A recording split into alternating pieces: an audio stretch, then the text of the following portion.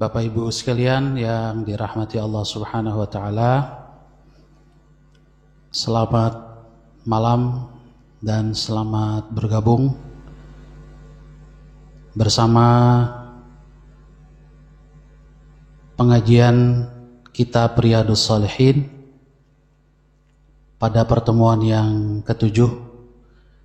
Hari ini Sabtu malam Ahad tanggal 24 Oktober 2020. Alhamdulillah waktu menunjukkan tepat pukul 8 malam waktu Indonesia bagian Barat.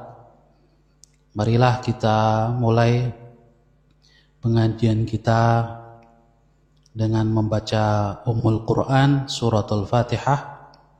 Semoga Allah Subhanahu wa taala memudahkan segala urusan kita dan mengabulkan segala keinginan baik kita.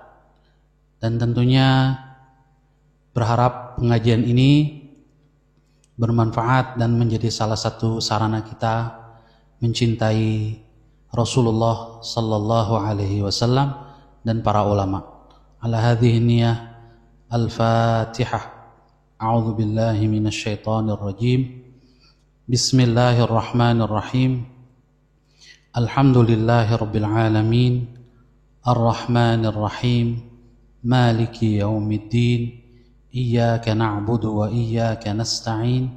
Ihdinas siratal mustaqim. Siratal ladzina an'amta 'alaihim ghairil maghdubi 'alaihim waladdallin. Amin. Bapak Ibu sekalian, muslimin muslimat yang saya hormati, Assalamualaikum warahmatullahi wabarakatuh. Bismillahirrahmanirrahim. Alhamdulillahi rabbil alamin. Alladzi bi ni'matihi tatimmus shalihat. Wa asyhadu an la ilaha illallah wahdahu la syarikalah. Rabbul ardi was samawat. Wa asyhadu anna Muhammadan abduhu wa rasuluh al-muayyadu bi afdalil ayat. Allahumma salli wa sallim wa barik ala hadzal nabiyil karim wa ala alihi wa sahbihi ajma'in. Amma ba'du. Bapak Ibu sekalian yang dirahmati Allah Subhanahu wa taala, insyaallah pada malam hari ini kita akan melanjutkan pengajian Riyadhus Shalihin kita, masih pada bab ikhlas dan menghadirkan niat dalam segala perbuatan maupun perkataan, baik yang tersembunyi maupun yang terang-terangan atau nyata. Mohon maaf jika ada sedikit gangguan kelancaran dalam tampilan, tapi paling tidak mudah-mudahan suara tetap sampai atau terdengar dengan baik. Kita insyaallah sampai kepada pembahasan hadis yang ke-7 dan ke-8. Al-hadithus sabi' atau hadis yang ke-7 ya, dari Riyadhus Shalihin. Kita baca dulu. Wa an Abi Hurairah Abdurrahman ibn Sakhr radhiyallahu anhu qala qala Rasulullah sallallahu alaihi wasallam, Inna Allaha la yanzuru ila ajsamikum wala ila suwarikum walakin yanzuru ila qulubikum. Rawahu Muslim. Dari Abu Hurairah Abdurrahman bin Sakhr radhiyallahu anhu, ia berkata, Rasulullah sallallahu alaihi wasallam telah bersabda, sesungguhnya Allah tidak melihat tubuh kalian tidak pula bentuk kalian, tetapi Dia melihat hati kalian. Hadis riwayat Muslim. Sebelum kita membahas hadis ini, kita perlu melihat sejenak tentang tarjamatur rawi, ya, atau keterangan tentang rawi hadis ini di level sahabat, yaitu sahabat Rasulullah sallallahu alaihi wasallam Abu Hurairah. Abu Hurairah, beliau dikatakan sebagai rawiyatul Islam, ya, perawi ajaran Islam, ya. Dapat dikatakan demikian karena beliau adalah sahabat Rasulullah sallallahu alaihi wasallam yang paling banyak meriwayatkan hadis dibanding sahabat-sahabat yang lain. Ukhtulifa fismihi ala aqwalin katsirah. Ada perbedaan pendapat yang cukup beragam tentang nama beliau, ya.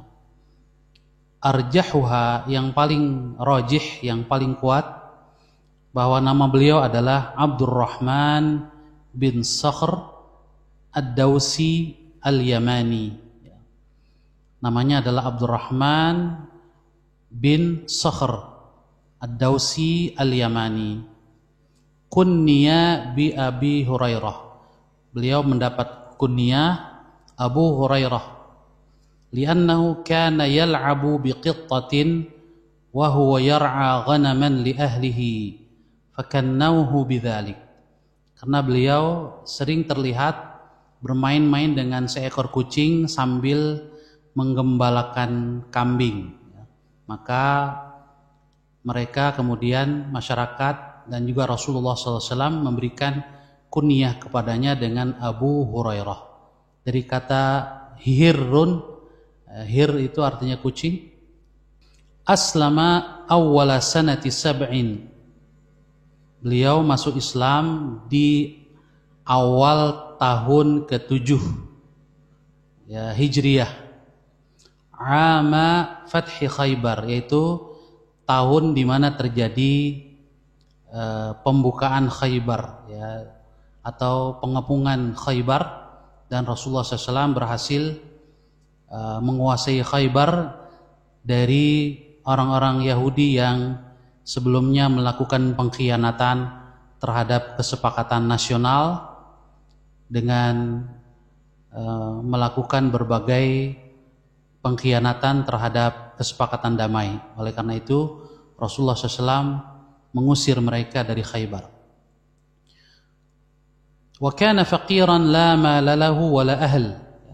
Abu Hurairah ini saat pertama kali masuk Islam, ya, adalah orang yang fakir, tidak memiliki harta dan juga tidak punya keluarga. Falazama an-nabiyya sallallahu alaihi wasallam 4 sanawat. Lalu beliau membersamai Rasulullah sallallahu alaihi wasallam, tidak berpisah dari beliau selama paling sedikit 4 tahun. Fakana ma'ahu sallallahu alaihi wasallam haitsu makan, di mana beliau membersamai Rasul dimanapun Rasul berada. Wajtahada fi talabil hadits wal hirsi alaih, dan beliau bersungguh-sungguh di dalam mengumpulkan, mencari hadis, ya, mencatat hadis Rasulullah sallallahu alaihi wasallam, bahkan menghafalnya, ya. Fahafidha 'anin nabiy sallallahu alaihi wasallam ilman katsiran, di mana Abu Hurairah radhiyallahu anhu menghafal banyak sekali ilmu dari Rasulullah sallallahu alaihi wasallam, hatta kana aktsara as-sahabati riwayatan lil hadis, sehingga beliau menjadi sahabat yang terbanyak meriwayatkan hadis Rasulullah sallallahu alaihi wasallam. Fabalagha musnaduhu 5,374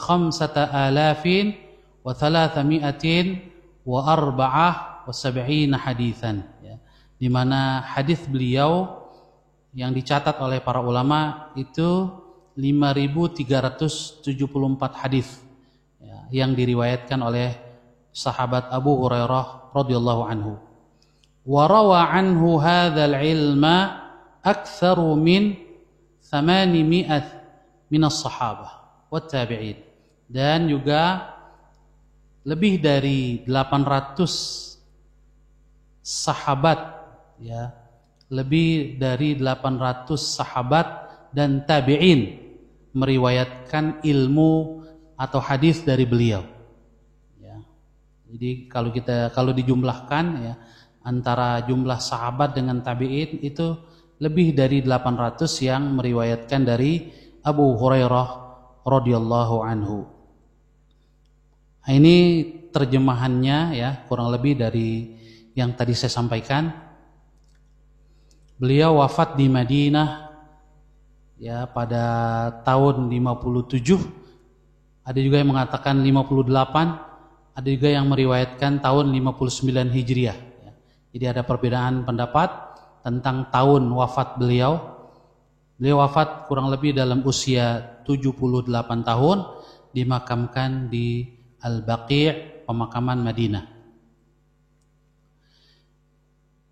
Tentang hafalan beliau ya, beliau sendiri meriwayatkan,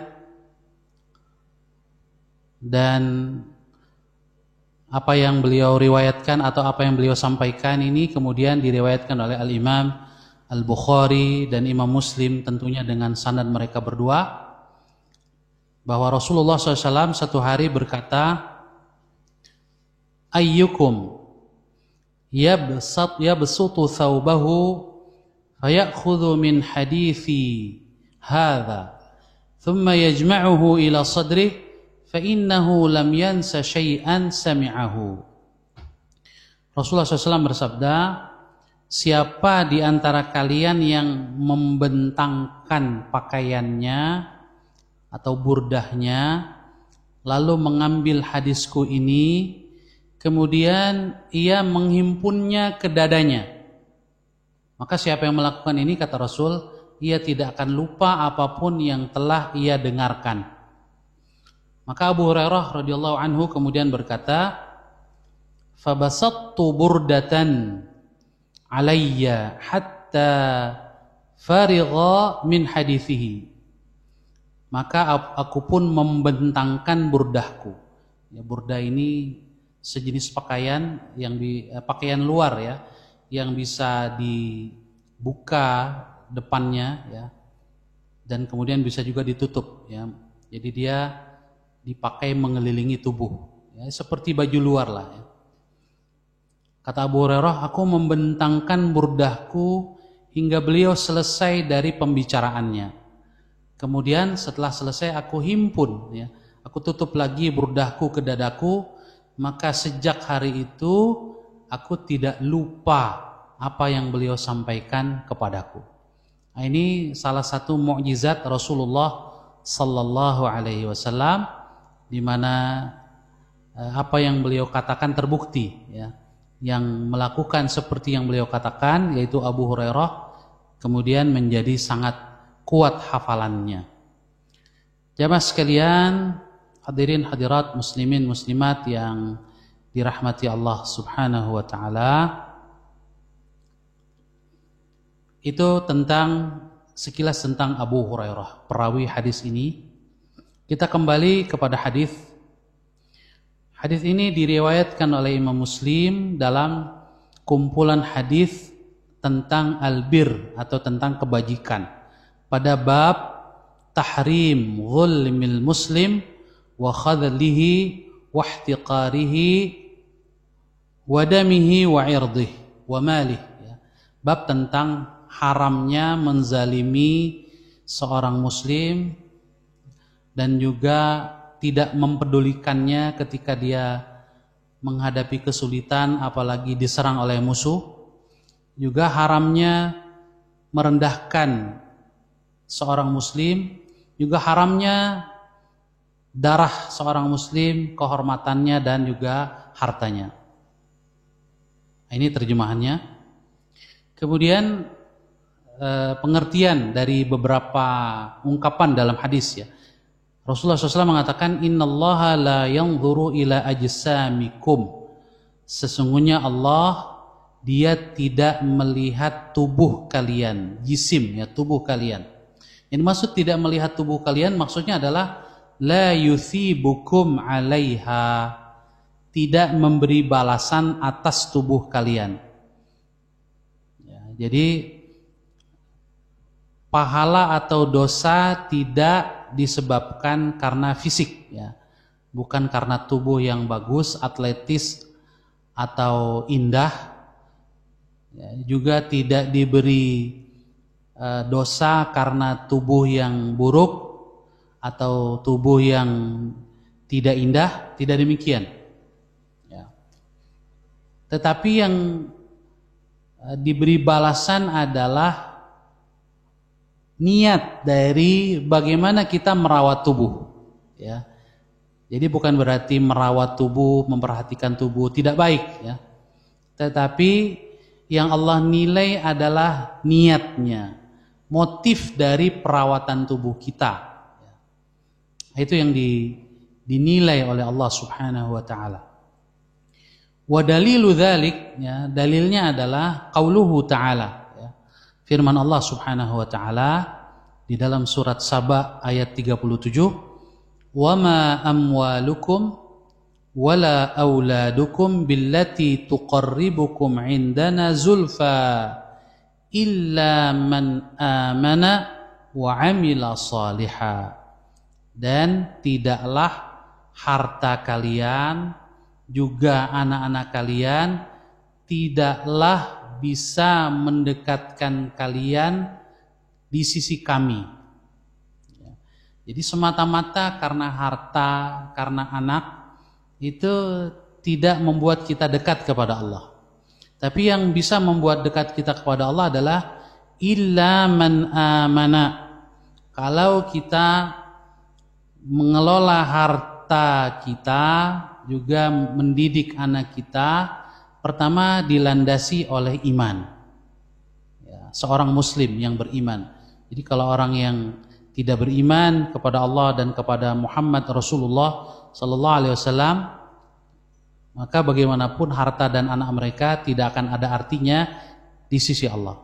Kemudian yang kedua, setelah ada landasan iman, Islam, wa amila salihah ya, bagaimana mengelola harta dan mendidik anak itu menjadi amal soleh kita. Dan amal soleh itu disebut amal soleh jika memenuhi dua syarat. Yang pertama, motifnya karena Allah, motifnya dalam rangka taat kepada Allah. Dan yang kedua, cara beramalnya juga tidak bertentangan dengan syariat yang dibawa oleh Rasulullah Sallallahu Alaihi Wasallam. Ini terjemahannya yang tadi.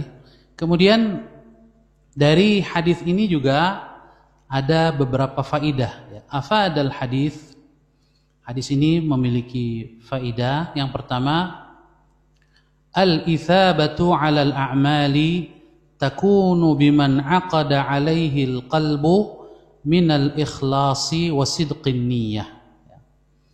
Balasan atas amal perbuatan kita itu akan terwujud dengan keikhlasan dan ketulusan niat yang terpatri di dalam hati.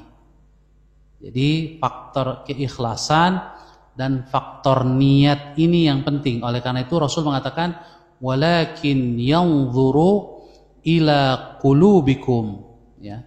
Tetapi yang Allah lihat adalah hati kalian.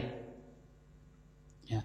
Bahkan di dalam Al-Quran Allah berfirman di surah Al-Anfal, in ya'lamillahu fi qulubikum khaira yu'tikum khaira.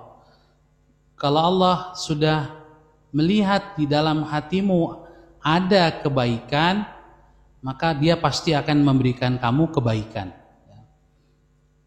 Kemudian yang kedua, hadis ini juga membawa faedah yang kedua, yaitu al-i'tina'u bihalil qalbi wa tashihi maqasidihi wa tathhirihi.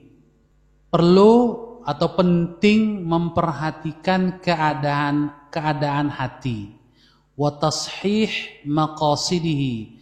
Perlu juga kita selalu meluruskan atau membenarkan tujuan-tujuan hati kita. Juga perlu bagi kita untuk tathiruhu atau tathhirihi min kulli wasfin madhmumin yamqutuhullah, ya. Membersihkan, menyucikan hati kita dari semua sifat yang tercela, yang dimurkai oleh Allah Subhanahu wa ta'ala. Dan yang ketiga, al-i'tina'u bi islahil qalbi muqaddamun ala amalil jawarih. Hadis ini juga menunjukkan bahwa mengislah, ya, memperbaiki hati itu harus didahulukan daripada amal anggota tubuh itu sendiri. Ya. Mengapa? Li'anna amalal qalbi musahhihun lil a'mali syar'iyyah. Karena amal hati itu merupakan, ya, salah satu syarat sah atau diterimanya amal lahiriah menurut syariat. Ini bukan berarti amal lahiriah tidak penting, ya. Dua-duanya penting, ya. Jadi amal hati penting, amal lahiriah juga penting. Tapi kalau ingin dibandingkan, maka ikhlas dan pembenahan hati ini lebih penting, ya. Sebab dia adalah ruh dari amal lahiriah. Lalu yang keempat, hadis ini juga memiliki faidah adamul ghuluwi fi ta'zimi sahibil a'mal wa fi ihtiqaril muqtarifi lil a'malis sayyi'ah. Kita tidak boleh berlebihan dalam mengagungkan atau menghormati orang-orang yang soleh. Biasa saja.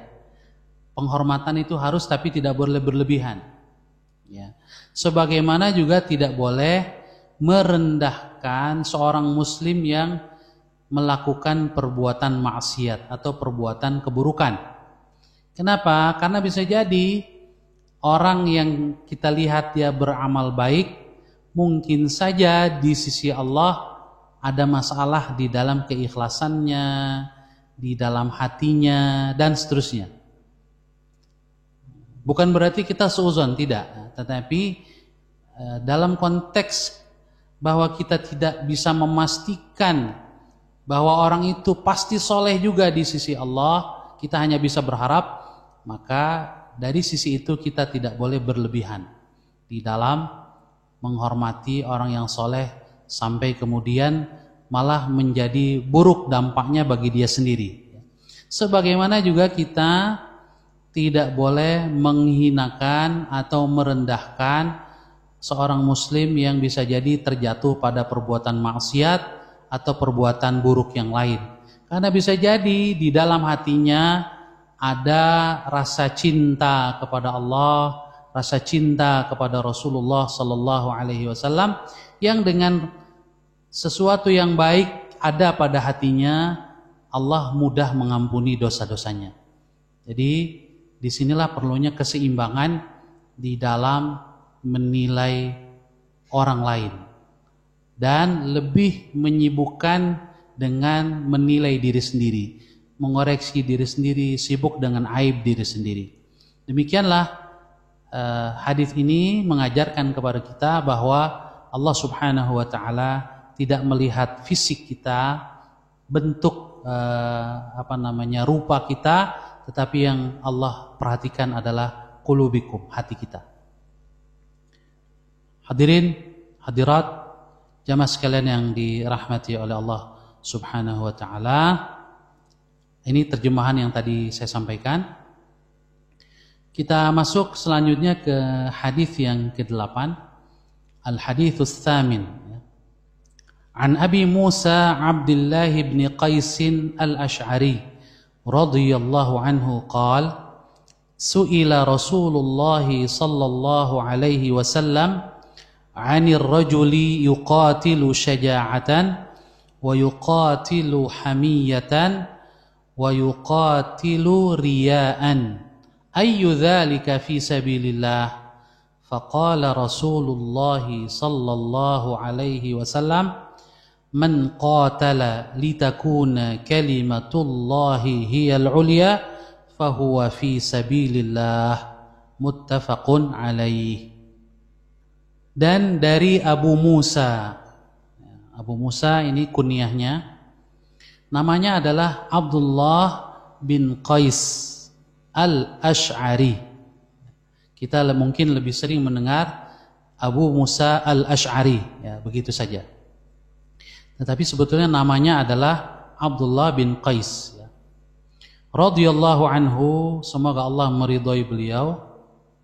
Ia berkata, Rasulullah sallallahu alaihi wasallam telah ditanya tentang seorang laki-laki yang berperang agar dianggap berani, ya, yuqatilu syaja'atan, berperang agar dianggap berani.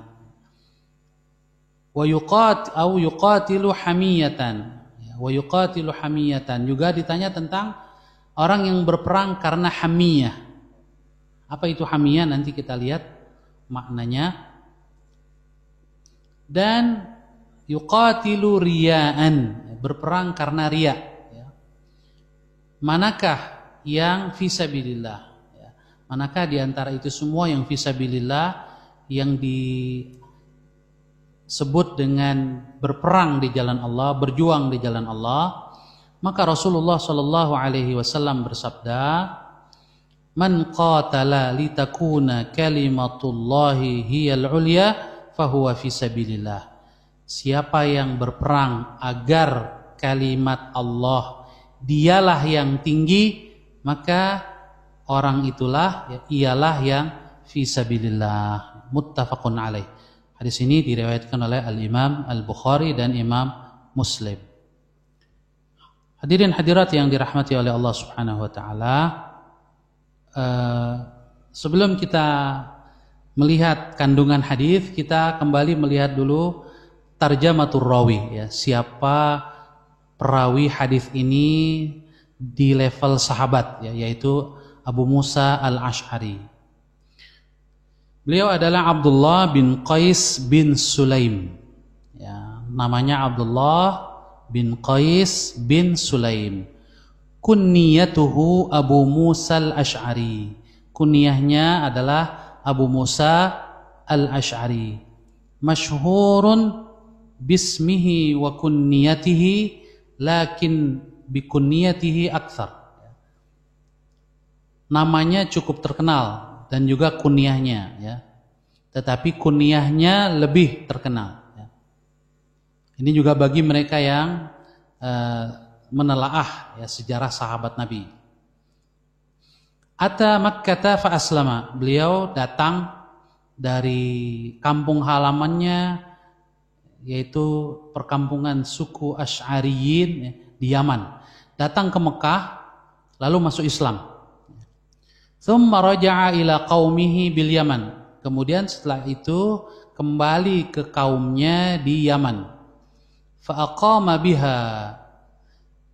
Setelah cukup lama tinggal di kampungnya, kembali ke kampungnya, dan ternyata beliau berdakwah di sana, mengajak kaumnya kepada Islam. Hatta qadima ma'al Asy'ariyyin wa kana adaduhum nahwa 50 fi safinatin. Setelah itu beliau bersama kurang lebih 50 orang dari suku Asy'ari, ya, kemudian naik kapal laut, tujuannya ingin ke Madinah, ya. Tapi takdir Allah, fa'alqathumur rihu ila ardil Habasyah, ya, rupanya arah angin dan lain-lain itu sedang tidak bersahabat. Kapal mereka kemudian terdampar di Habasyah, di Ethiopia justru, ya. Haitsu wajadu Ja'far bin Abi Thalib, di mana mereka kemudian bertemu dengan sepupu Rasulullah SAW, yaitu Ja'far bin Abi Thalib yang saat itu memang sedang bertugas di Habasyah, hijrah. Rasul perintahkan beliau memimpin beberapa kaum muslimin dan muslimah yang mustad'afin, lemah tak berdaya, hijrah ke Habasyah di bawah perlindungan Raja Nasrani yang adil, yaitu Raja Habasyah, ya. Maka mereka bertemu dengan Ja'far ini, ya, Abu Musa al-Asy'ari dengan 50 orang suku, ya, berasal dari sukunya itu, bertemu dengan Ja'far bin Abi Thalib. Fa'aqamu, maka tinggallah beberapa lama di Habasyah. Thumma kharaju ma'ahu ilal Madinah. Lalu setelah itu Abu Musa beserta kawan-kawannya bersama kembali ditemani oleh Ja'far bin Abi Thalib, bersama-sama menuju Madinah. Fa'atau an-nabiyya sallallahu alaihi wasallam ba'da fathi Khaybar.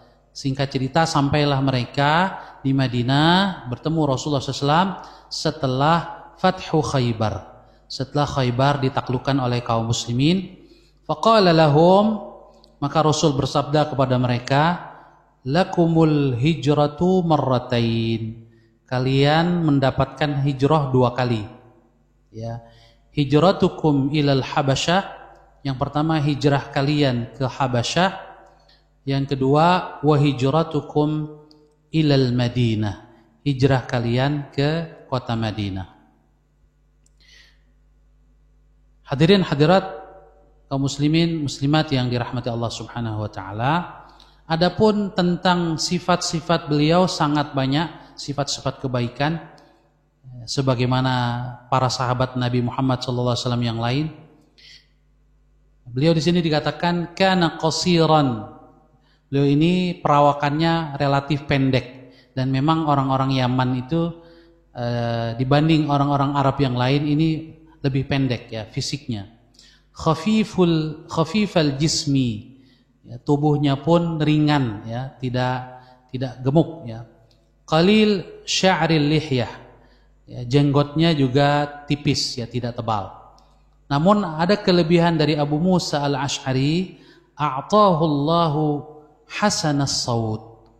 Allah anugerahkan kepada beliau suara yang merdu. Fakana ahsanas sahabati sautan. Dapat dikatakan beliau ini sahabat Rasul yang suaranya paling merdu. Ya, qala anhu an-nabiy sallallahu alaihi wasallam wa qad sami'ahu yaqra'ul Qur'ana. Ya, pada saat beliau mendengar, Rasulullah SAW mendengar bacaan Quran dari mulut Abu Musa al-Asy'ari, beliau bersabda, "Lau ra'aitani wa ana astami'u li qira'atika al-barihah." Ya, kamu semalam tidak melihat, tidak tahu, saya mendengarkan bacaan Qur'anmu, ya. Rasul berterus terang, ya, tanpa pemberitahuan, beliau menyimak, ya, bacaan dari Abu Musa al-Asy'ari. Lalu beliau bersabda, laqad utita mizmaran min mazamiri ali Dawud. Sungguh engkau telah dianugerahkan seruling dari sekian banyak serulingnya keluarga Nabi Dawud alaihi salatu wassalam. Ini perumpamaan, ya, dari Rasulullah SAW bahwa suara merdu Abu Musa al-Asy'ari ini diibaratkan seperti merdunya suara seruling Nabi Daud alaihissalam atau keluarga Nabi Daud alaihissalam. Walidzalika kanat azwajun Nabi sallallahu alaihi wasallam yastami'na liqira'atihi idza qara'a bil-laili fil masjid. Oleh karena itu sepeninggal Rasulullah SAW juga para istri beliau sallallahu alaihi wasallam radhiyallahu anhunna ajma'in ini juga sering menyimak bacaan Abu Musa al-Asy'ari di waktu malam kalau Abu Musa membacanya di masjid. Ada salah seorang yang masuk Islam di masa Rasul, tetapi tidak sempat ketemu Rasul. Ini Abu Uthman An-Nahdi namanya. Abu Uthman An-Nahdi, ahadul ladzina aslamu ala ahdi Nabi sallallahu alaihi wasallam, salah seorang yang masuk Islam di masa Rasul tapi walam yalqahu, tidak bertemu dengan Rasul. Kata Abu Uthman An-Nahdi, in kana la yusalli bina fanawaddu annahu qara al-Baqarah min husni sautihi.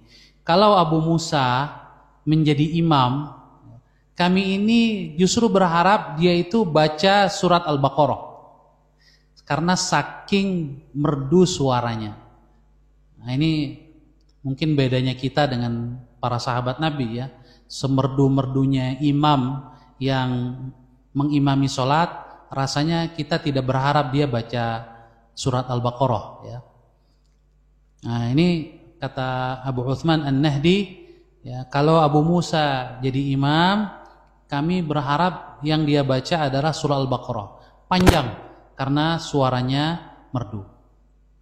Begitu juga dengan Umar bin Khattab radhiyallahu an, ya. Kana Umar bin Al-Khattab yatlubu minhu an yaqra'a alaihi al-Qur'an. Beliau sering meminta Abu Musa Al-Asy'ari untuk baca Quran. Wa yaqulu lahu, sambil berkata, "Dzakirna Rabbana ya Aba Musa." Ingatkan kami dengan Tuhan kami wahai Abu Musa. Dalam riwayat lain, "Syawwiqna ila Rabbina." Jadikan kami rindu kepada Allah, kepada Rabb kami wahai Abu Musa Al-Asy'ari. Ini terjemahannya. Jadi terjemahan dari apa yang saya sampaikan. Insyaallah file PDF-nya saya akan share di grup WhatsApp yang sudah ada, yang sudah bergabung bisa nanti mendapatkan file PDF-nya. Kita lihat sekarang tentang hadis itu kembali. Di situ Abu Musa mengatakan su'ila, Rasul ditanya. Ya, dalam beberapa syarah hadis, para ulama menyebutkan as-sa'il yang bertanya adalah Lahiq bin Dumairah. Di sini ditulis bin Damrah, tapi dalam beberapa naskah syarah saya mendapati Dumairah ya. Lahiq bin Dumairah Al-Bahili. Yang bertanya adalah salah seorang sahabat yang bernama Lahiq bin Dumairah Al-Bahili. Tadi dia bertanya tentang mereka atau seorang laki-laki yang berperang hamiyatan ya. Karena hamiyah. Apa itu hamiyah? Yaitu anafah wa ghairatan wa muhamatan an ashiratihi. Yaitu berperang karena fanatisme atau pembelaan terhadap suku atau keluarga tanpa peduli apakah yang dia bela benar atau salah. Itu namanya hamiyah, fanatisme. Right or wrong is my family. Benar atau salah, keluarga saya harus saya bela. Itu namanya hamiyah. Kemudian Rasul mengatakan yang fisabilillah itu adalah man qatala litakuna kalimatullahi hiyal ulya fahuwa fisabilillah. Yang berperang semata-mata karena mengharapkan kalimat Allah dialah yang tinggi, itulah yang fisabilillah. Ini maksud dengan kalimatullah adalah dinullah ya, agama Allah Subhanahu wa taala. Supaya lebih singkat, langsung saja kita lihat terjemahannya di sini. Ya, faidah hadis ya. Yang pertama, bahwa amal perbuatan itu dinilai di sisi Allah Subhanahu wa taala sesuai kadar niatnya, dan keutamaan yang diriwayatkan bagi para mujahid hanya khusus bagi mereka yang berjihad ya, dalam rangka meninggikan kalimat Allah Subhanahu wa taala. Jadi kalau kita lihat ayat-ayat Al-Qur'an atau hadis-hadis Rasul yang menyebutkan tentang keutamaan para mujahidin, maksudnya adalah para mujahid yang berjihad dalam rangka meninggikan kalimat Allah Subhanahu wa taala. Karena bisa jadi seseorang itu ikut terlibat dalam jihad, tetapi dia punya motivasi hamiyah ya, atau syaja'ah, biar dianggap pemberani, biar dianggap pahlawan dan seterusnya. Maka di sisi Allah yang seperti ini tidak diterima. Ya. Meskipun demikian, kata para ulama, yang meninggal dalam pertempuran melawan orang-orang kafir yang zalim dalam barisan jihad, ini semuanya diperlakukan secara lahiriah sebagai syuhada. Jadi perlakuan secara lahiriah mereka dianggap sebagai orang yang mati syahid. Ya, oleh karena itu secara fikih mereka langsung dikuburkan tanpa dimandikan, dikafani dan disolatkan. Jadi langsung dikuburkan. Adapun urusan niat masing-masing itu diserahkan kepada Allah. Ya, diserahkan kepada Allah Subhanahu wa taala. Demikian jamaah sekalian yang dirahmati oleh Allah Subhanahu wa taala, dua buah hadis yang dapat kita baca dan kita bahas pada malam hari ini. Dan mohon maaf ya karena pengalaman sebelumnya sedikit sekali yang bertanya secara langsung melalui video atau langsung, tapi lebih banyak lewat chat. Maka pada malam hari ini kami tidak membuka unmute ya. Jadi silakan bagi yang ingin bertanya melalui chat saja. Nah, ini sudah ada kelihatannya lewat chat ya dari Zoom. Ustadz, mohon penjelasan tentang Raja Habasyah yang adil, faktornya apa? Ya. Bapak Ibu sekalian dirahmati oleh Allah Subhanahu wa taala, keadilan itu adalah fitrah manusia. Jadi seseorang bisa adil meskipun dia bisa jadi bukan seorang muslim. Jadi keadilan bukanlah dominasi orang muslim saja. Tapi keadilan adalah perilaku atau sikap yang dapat dilakukan oleh siapapun yang memiliki mentalitas yang baik, ya. Entah motivasinya apa itu urusan lain, ya. Tetapi kalau dia adalah orang yang terhormat, ya, orang yang menghargai kebenaran, menghargai kebesaran jiwa, menghargai orang lain, menghargai hak-hak orang lain, dan perasaan ini dominan pada dirinya, maka dia bisa berbuat adil. Nah, oleh karena itu Rasulullah SAW saat masih berada di Mekah, di mana para sahabat beliau yang jumlahnya belum banyak, terutama mustad'afin, mereka yang status sosialnya rendah, ya, tidak punya pelindung, ya, ada juga mantan budak dan seterusnya, ya, atau orang-orang yang mungkin bukan asli kota Mekah. Maka ketika mereka mengalami penyiksaan dan gangguan yang luar biasa dari kafir Quraisy, Rasulullah SAW memerintahkan mereka untuk hijrah ke Habasyah. Rasul mengatakan, pergilah kalian ke Habasyah, di sana ada raja yang adil, yang tidak dizalimi orang yang tidak bersalah. Dan ini pengakuan dari Rasul bahwa Raja Habasyah saat itu, ya, itu raja yang adil.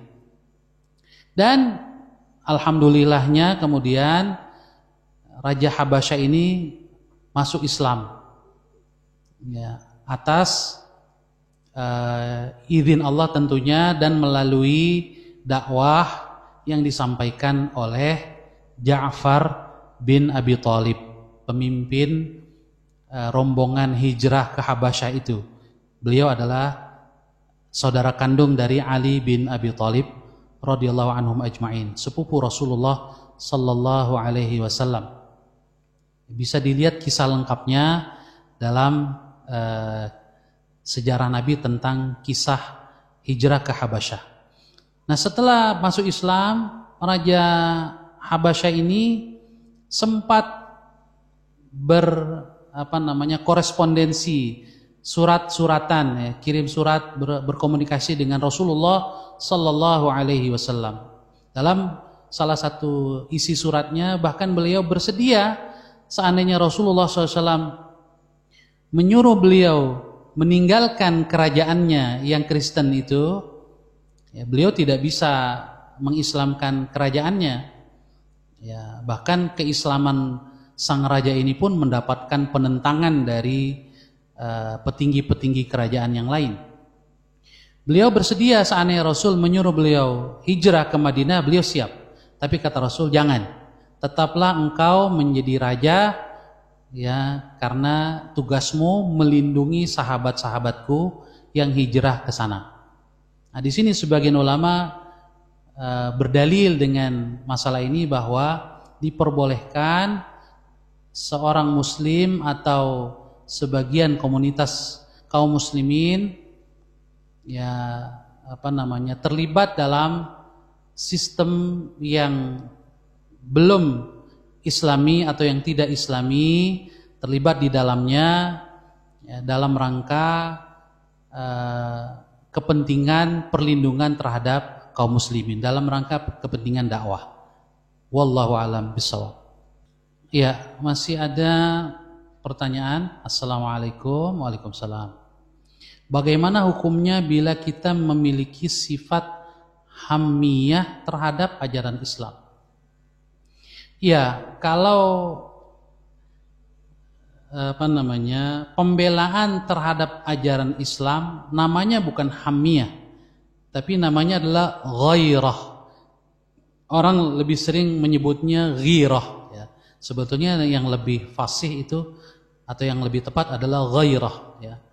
Ghirah, ya, semangat pembelaan terhadap ajaran Islam, dan ini baik.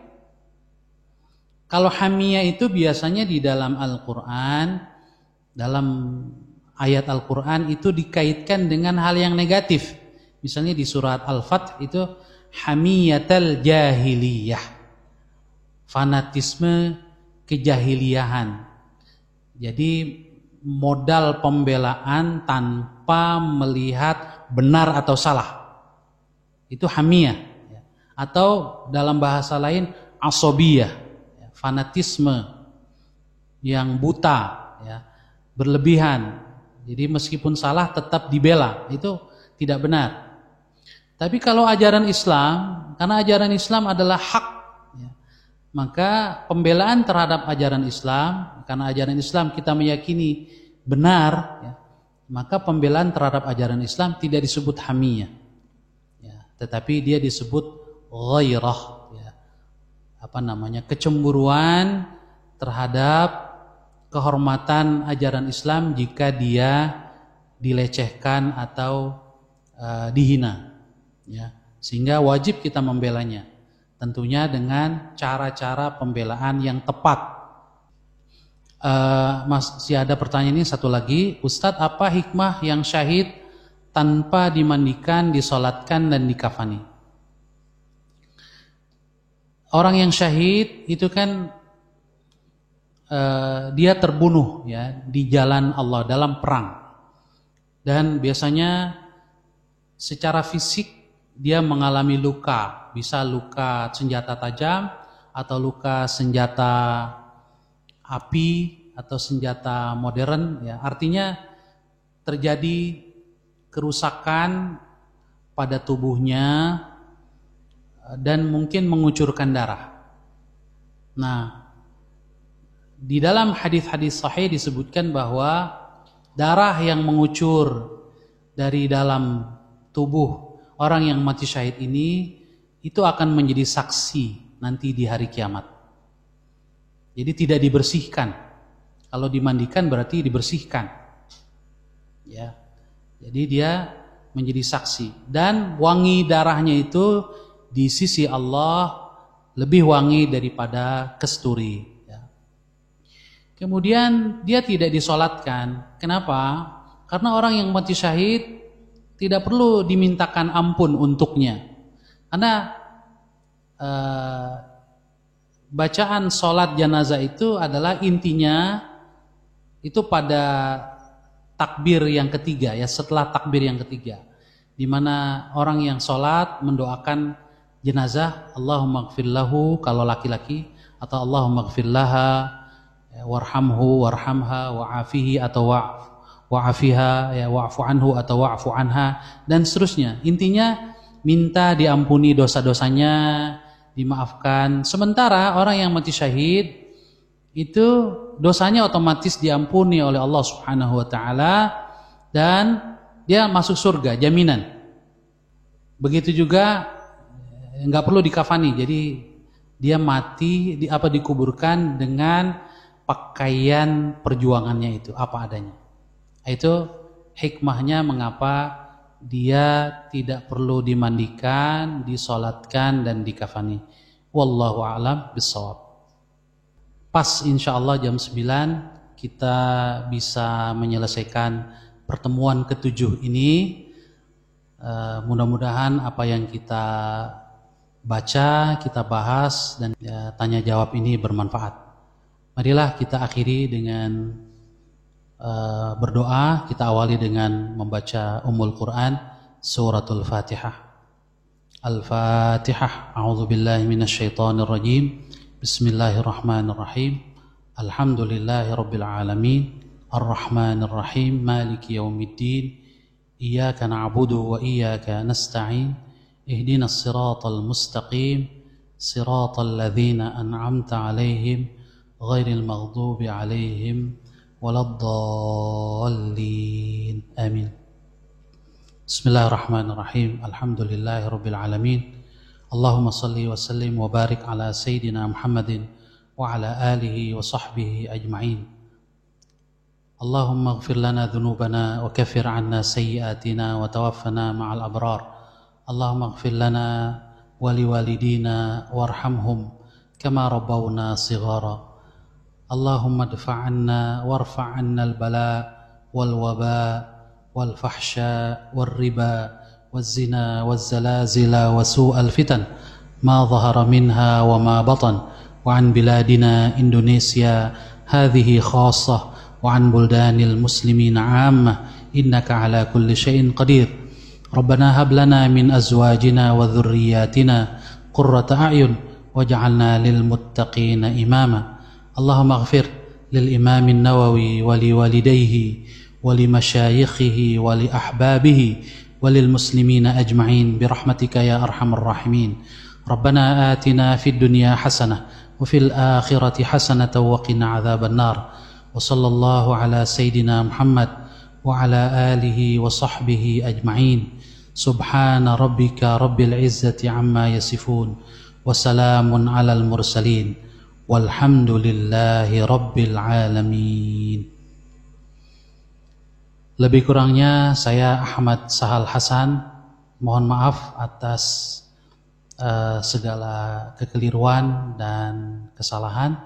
Sampai jumpa kembali Sabtu malam Ahad pekan depan dalam ngaji kitab Riyadhus Shalihin pertemuan yang ke-8. Amin ya rabbal alamin. Billahi taufiq wal hidayah. Wassalamualaikum warahmatullahi wabarakatuh. Jazakumullahu khairan katsiran.